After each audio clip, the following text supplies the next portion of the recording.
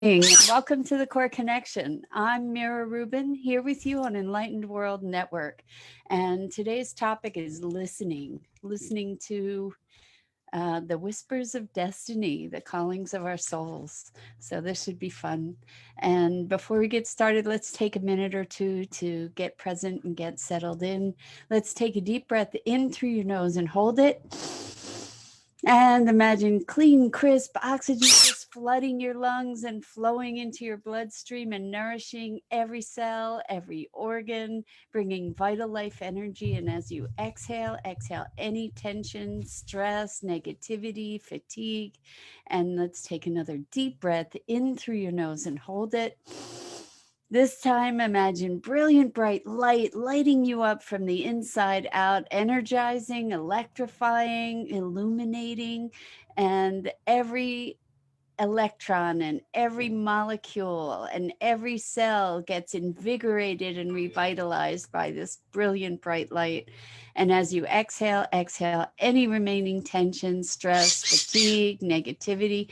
And now let's just gently press our palms together and really softly rub your fingers against your palms and feel the deliciousness of that incredible sensation when we presence ourselves to being here, physical in the body, and the miraculous nature of just that remarkable experience of physicalness. It's incredible. So welcome. Bring yourselves present right here, right now. It's so great to be with you as always. And good morning, Rosalind. It's great to have you here. And good morning to everybody else who's joining us. So good to be with you as always. And today we're going to talk about listening to our hearts and souls. And we talk about this topic a lot in various different ways, but I just I want to share something that is I'm still just kind of blown away by it. I think I told you a couple weeks ago. It was still in March where I've been playing in the crypto market. And for anybody that is interested in that, there's always the caution, do not play with more than you can afford to lose. So, just as a caveat, and I'm not a financial advisor, and I'm not a financial wizard, and I'm not an expert at any of this. So, like I said, I've been playing. And several weeks back, I saw this one crypto. I've been, good morning, Tammy. Welcome. And I've been watching a number of different um, opportunities, projects, coins, tokens, whatever, in this crypto space. And I just never pulled the trigger. But then one day I saw this one opportunity, and I jumped, and I had to really jump through hoops to buy this thing. It wasn't easy to buy it. And I put a little bit of money in it, just enough that I felt like I could afford to lose if I had to. Hello and welcome, Robert. Good day to you too. Great to have you here. As always, we're talking about listening. So, anyway, I pulled the trigger on this thing and I bought it. And I am awed. I mean, I don't know what it was. Actually, it was this inner listening, whatever it was in me said, buy this. And I did. And it has gone through the ceiling, gone through the roof, in fact, and gone into the stars already. And I'm watching it in awe and thinking, wow, I something, my higher self or greater spirit or something is watching out for me, to see this thing, just that I had this crazy, powerful impulse to take advantage of. I followed that impulse. I listened. I didn't mitigate it. I just did it. And um, who knows? It could be opening up a whole new future for me, and really being a portal to my dreams. Listening to your gut feeling. Can someone describe the physical sensation? Great question, Rosalind. Good morning, Isabel. Welcome, welcome. It's great to have you here with us. So, the physical sensation, that's a great question. Good morning, Andrea. Welcome. It's great to have you here. And let's talk about the physical sensation of the gut feeling. Um, hmm as I'm tapping in, like, how do you know when you know? This is maybe this is a great topic too. Maybe we can talk about that tomorrow. Good morning, Gia. So good to have you here with us today. Welcome, welcome. And I see that you've been with us the past several days, so it's great to have you back. And Catherine, I don't know if I've seen you here before. Welcome. It's great to have you here. So let's talk about what is that gut feeling like. How do we know when we know? Um, Interesting question. So as I'm thinking of it, the word momentum comes to mind for me, um, and alignment. Like for me, in making that decision, it was almost a non-decision. It was almost like um, feeling. It's almost like a perfect chord, in music, or a perfect harmonic when everything is resonating together, like that feeling of alignment, and it just in that I this is so abstract. I'm trying to get it to be um I wanted, so Gia says, interesting gut feeling. I want to know more. Yes, let's talk about what is that feeling? Like a negative gut feeling is sort of a contraction, feeling that.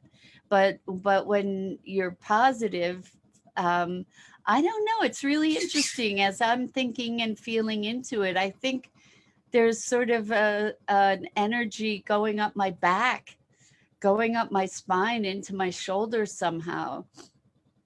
Um, and as I'm feeling into it, it's almost like a vibration, or a um, wow, very hard to articulate. Maybe you guys can give me some help here. Isabel says, feeling the energy. Exactly. But what does that feel like? How do we describe that?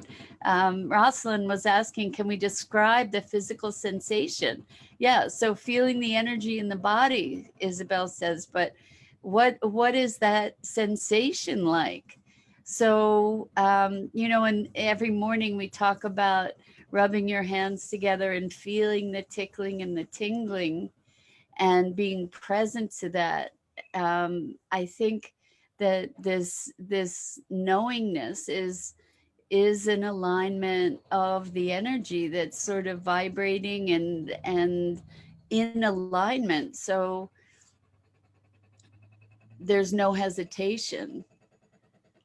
In this situation with this purchase that I made, there was no hesitation. And with all these other cryptos that I'd been looking at, I was looking and thinking and watching and considering, and then all of a sudden there was this one, and it was like, okay, buy it. And just like boom, right there, everything kind of all the pieces fell into place somehow. Isabel says, I can have kind of a chills sensation. Yeah, so I'm talking about like this tingling, Isabel, sort of, or chills, or sometimes it's subtle because it's just completely present. Like I can't think of a better way to say uh, alignment. Well, so Gia said she's been here every morning, but we couldn't see her comments. I've seen them for the past couple of days and mentioned you. And she says, I missed hearing my name from you. Well, Gia, it's great to have you here. And I'm delighted that we see your comments now.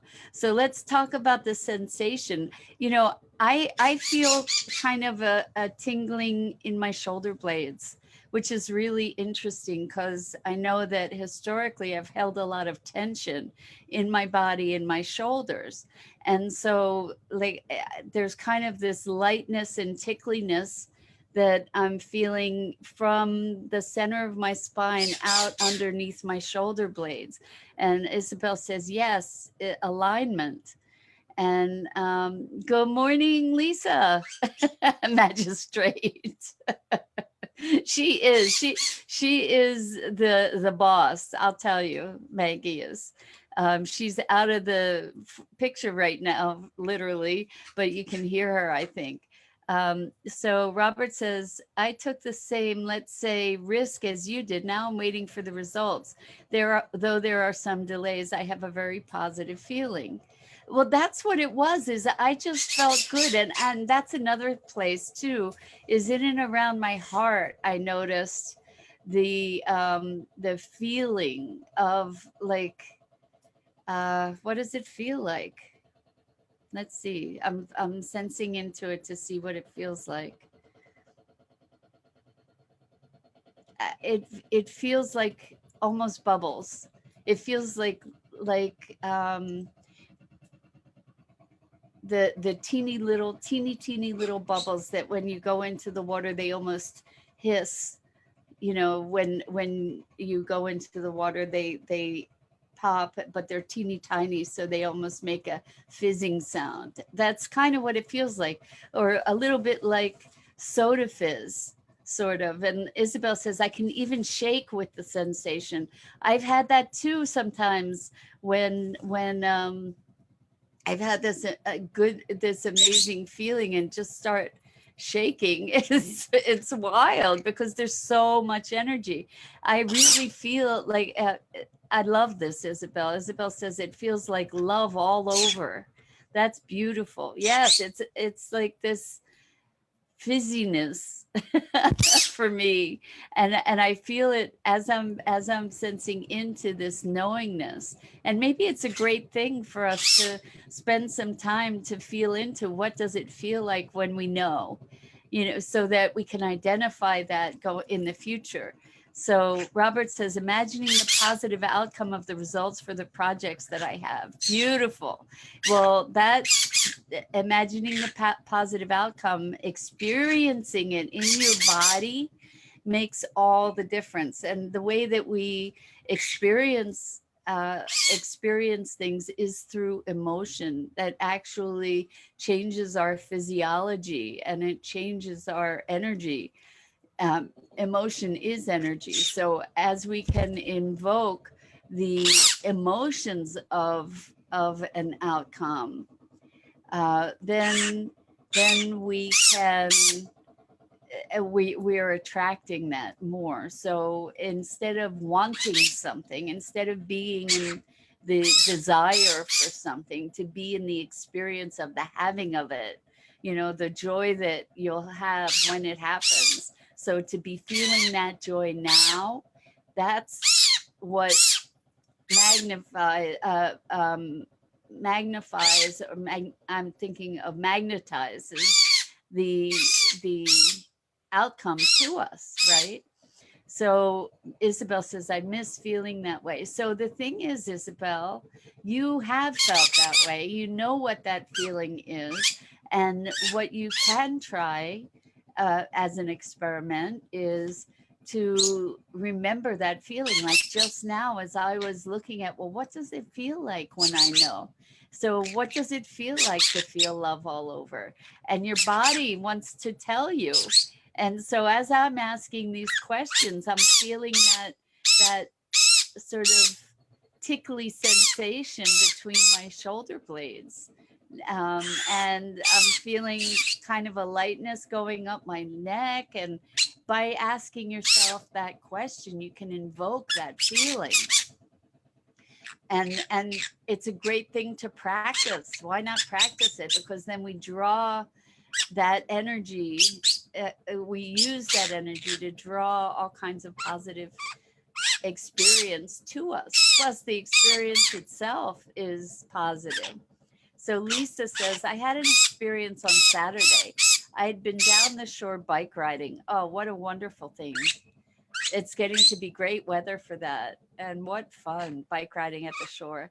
I was feeling energized and grounded. As we approached home, I saw a bright white light emanating from my third eye. Then I started getting messages from spirit. Wow. Lisa, that's amazing. Amazing. Congratulations. What a wonderful, wonderful thing. Wow. And I'm wondering, is that still happening for you, or was it a brief, like a momentary sort of experience, or did it is the opening continuing? I tend to think right now it seems that the veils between worlds, so to speak, are lifting in so many ways, and we're having greater and greater ability to influence our environment, and also to be receiving um, information from other frequencies and dimensions. I think that there's a lot happening where things are happening faster,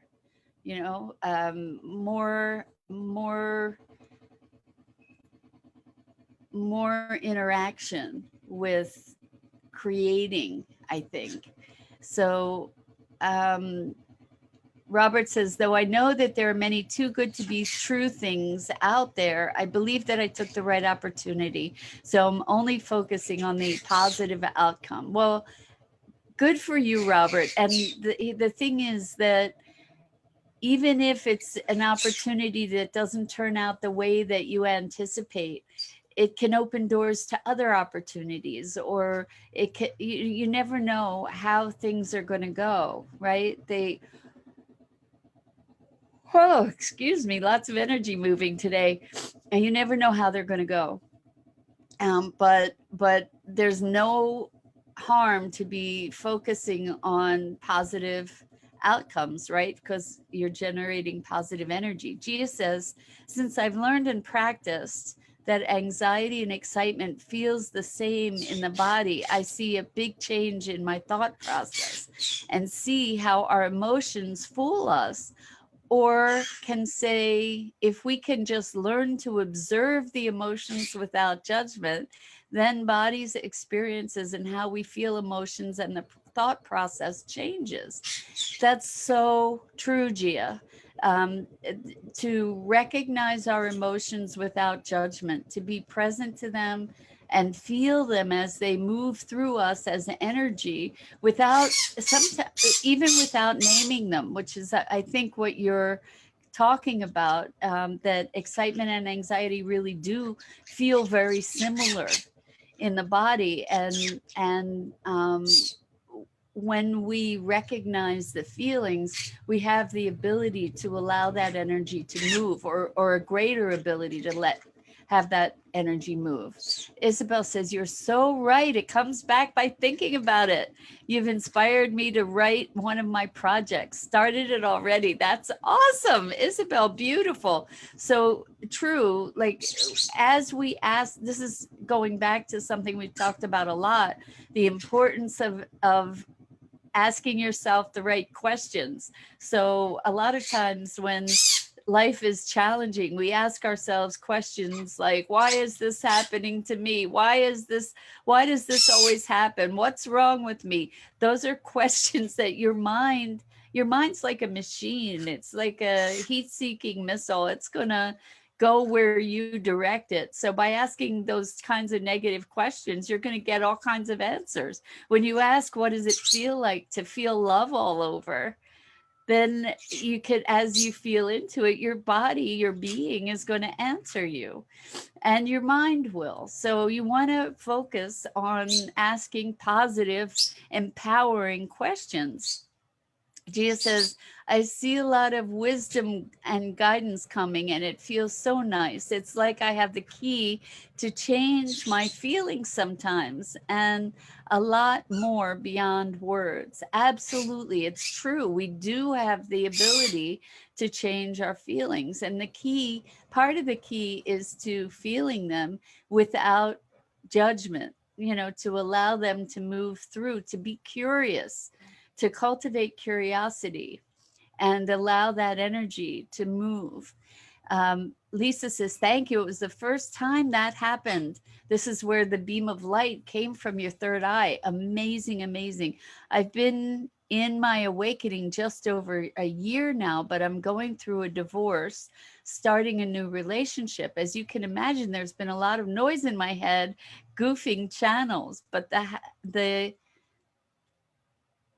harrowing I get, the more I do. I don't think you mean harrowing, so I'm not sure what the word is there, but the more I do and the more I feel love, anything is possible.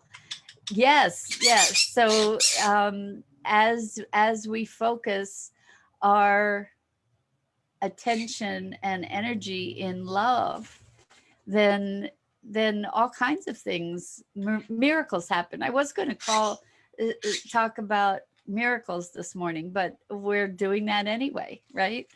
And listening to our inner guidance and following those whispers open the doors of destiny, opens the doors of destiny. Good morning, Elaine. Welcome, welcome. Robert says, I've had dreams about it. It's a game changer for me. Even if the outcome proves not to be as expected, I will still have earned the experience. Exactly, Robert. So with this risk that you took, that you had a really good feeling about, it could be life altering. And I see where this investment that I made, on the wings of spirit, I'll say, um, could be life changing for me as well. It's remarkable when we have those impulses. Sometimes they're stronger than others, for sure.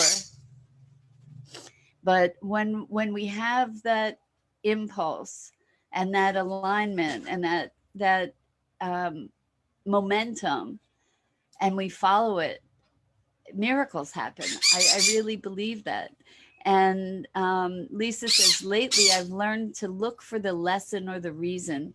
Well, I think the reason is something that we may or may not ever know. We can make up our reasons, just like we get to choose our lessons. So we do, and Elaine says the beautiful power of choice. Exactly. So we get to choose what lesson we're going to learn. And that's an important point, because sometimes we choose to learn the wrong lessons, like we take a risk and it doesn't turn out the way we expected or the way we desire. And then the lesson we choose is to not take risks anymore. Well, that's not the right lesson. There might be, or that's not the most empowering lesson. There may be a better lesson available, is like maybe to be more alert to some of the signs that were attendant, or who knows what the other lessons might be. But typically you want to look at lessons that are going to be expansive rather than lessons that are going to be contractive, right? Good morning, Sally. Welcome, welcome. Great to have you here. Lisa says happier, not harrowing. So the happier I get, the more I do, and the more I feel love. Anything is possible. The happier I get, the more I do, and the more I feel love, anything is possible. Beautiful, beautiful, beautiful. So Elaine says, going through a divorce is a powerful opening for the heart as we trust change. Yes. So, one of the reasons that going through a divorce can be so completely transformative is that it challenges on so many levels. It challenges your identity because you were in this marriage and identified in a certain way with that relationship. It challenges your understanding of love and self love, and it brings it's cataclysmic in all kinds of ways, which can be positive and negative, depending on how you move through it, right? But uh, part of the experience is that it's an undoing, and it's an undoing of parts of ourselves that we don't always contend with in a conscious way. So there's a recreating of oneself in the process of choosing to divorce. There's a falling apart and a recreating also, and in the process of going through it as well. So yes, big possibilities for change there for sure. So yes, this is all about listening. We've been talking about listening to that inner guidance and what does it feel like. And Lisa says, more than half my life was spent with him. We were together 28 years. That's a long time, Lisa. And a huge transformation to make the choice to leave. Or whether, I don't know who in your situation made the choice, but we can imagine that even though it may not be conscious, both partners are deciding that it's not working, even if you weren't the one to initiate the divorce. So yeah, to be able to move on is often a choice for yourself. I think it's always a choice for yourself to choose to move on, and to allow yourself to let go enough to move on. And good morning, Tammy. Welcome. It's great to have you here. Elaine says it's so beautiful that so many now know that we have a choice and can choose our experience in the now beyond the victim mentality. Exactly. Exactly. That we can, whatever the circumstance. Actually, that was another thing I was thinking about talking about today, and you guys have brought it up anyway, is that our greatest gifts are often in what looks like challenges or hardship, so what starts out as a um, or could look like a even a tragedy can turn into a, one of the most profound gifts. And I think that that's, Elaine, what you're talking about, to choose not to be a victim, to choose to be whole. We do have that ability at any given moment, and it's it gives us the power to transform tragedy into triumph and difficulty into a gift. There is a lesson available from everything. There's an opportunity always to grow and to evolve, and it's the same thing that we were talking about with emotions, is that if we don't resist our emotions, then we have the ability to allow them to move and transform into something else. And with that, I'm just checking my calendar to make sure that I'm not missing something this morning by sticking around a little longer here. Um, that if we don't resist our experiences, even the hard experiences of our lives, if we allow ourselves to experience them in the present, then they can transform into something that is completely unanticipated and magnificent. So Lisa says, I've always thought we don't really know our gifts until we get to share them. I love that idea. That's really, really interesting, Lisa. And that's a beautiful case for us to express ourselves in the world, right? It's a beautiful case for us to be be uh, following our hearts and taking action and sharing into the world. I agree. I think through reflection, we often get to see ourselves in ways that we wouldn't see ourselves without that interaction. Robert says it appears that we are all attuned to the same frequency and we are one collective mind. So whatever you think about, we think about that same thing too. Yes, well, this is true of humanity, and that's why, and we've spoken about this before, that's why when we elevate ourselves, we're elevating the world because we are all connected. And so as we heal ourselves, we heal one another. As we heal ourselves, we heal our families. You know, as we elevate our own awareness, we elevate the universal awareness. And Isabel says, I find that happened a few times in my life. From a so situation came later a better situation for me. I think that it probably happens a lot. So just this morning, I just before I was to get on with you guys, what I do is every morning I think of I have to do some logging in and I think of the topic and I write the description and I allocate a certain amount of time for that. And just this morning, I was running just a tiny bit late and then I spilled not one, but two glasses of water.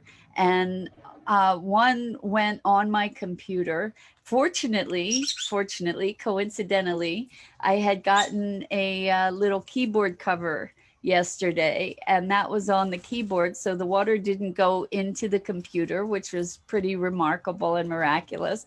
But the benefit was, as I'm mopping up all this water, is that now all the Maggie droppings of food and otherwise are now cleaned off my desk and off and my computer is all clean of crumbs. And so this spilling of the water actually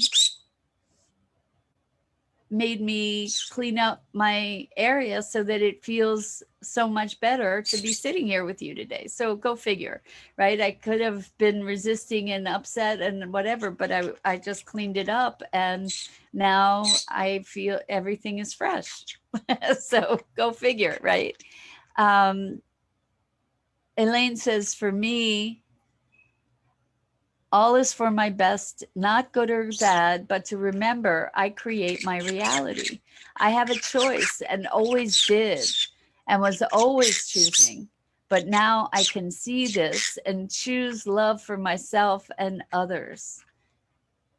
So I agree with you, Elaine, that we are always choosing, whether consciously or not, that we are engineering our lives on some plane. Like I talk about higher self, I think that we are always engineering our lives. And when we bring that to our conscious awareness, then we don't always necessarily or obviously control circumstances, but we can choose and control how we respond to circumstances. And when we choose our response or how we're reacting or interacting, then the circumstances often change. Different opportunities open up to us that wouldn't have if we were really reactive. And Lisa says you can You know what? I have Lisa's saying I can train Maggie to poop on command to keep areas clean. I would be willing to take lessons on that, Lisa, because I have no clue how to teach her to poop on command. I mean, she is just she's a poop machine. It's amazing. I mean, I don't know where so much poop comes from one little bird. But also the cleaning up that I did was the crumbs when she eats. It's everywhere, everywhere. It's amazing the mess that this little bird can make. So Elaine says maybe on some level you knew you were going to spill the water, so you had prepared for the experience. So that's such an interesting concept. That's like quantum entanglement kind of idea, because I ordered the keyboard cover days ago. I ordered it days ago, and I ordered it because Maggie likes to pick at the keyboard keys, and she's managed to steal two of them already, and so my keyboard has two holes in it essentially, and also I wanted to keep the keys clean because she would drop stuff on it and pooped on it a couple times too. So I just got the keyboard cover and put it on yesterday. She was angry. She was because she couldn't get to the keys under the keyboard cover, but she's Elaine is asking, "Do you poop on command?" Right. So Lisa was saying to train Maggie to poop on command. I can't imagine pooping on command. I can't poop on command. No, I don't. Do you? Interesting. I don't know. I would love to learn. I understood that you could teach them to poop in the same places, but I haven't had success with that either so far. But we're new to each other. She and I just got together in January, so we're still learning each other, and we've got a lot of time ahead of us, I hope. So, any Lisa says, "Do you cover your remotes too?" Um, no, but she doesn't seem to. She lives on my keyboard. She really. I'm on a laptop. So she likes to sit on the keyboard. And sometimes when I type, she goes and bites my hands. Sometimes she just tries to sleep there because it's warmer. So she sits on the keyboard and I'm trying to type around her. It's crazy. So Elaine says, I have a blue and gold macaw and she just does her thing. We coexist together. So you know, Elaine, I never imagined how and I've said this before, how intimate a relationship you could have with a bird. But she sleeps under the covers in my bed. She doesn't poop in the bed. That's amazing, right? But she sleeps under the covers. She won't poop in her cage, because I was trying to get her to poop in the cage, but she doesn't. She waits till she gets out of the cage and then she'll poop.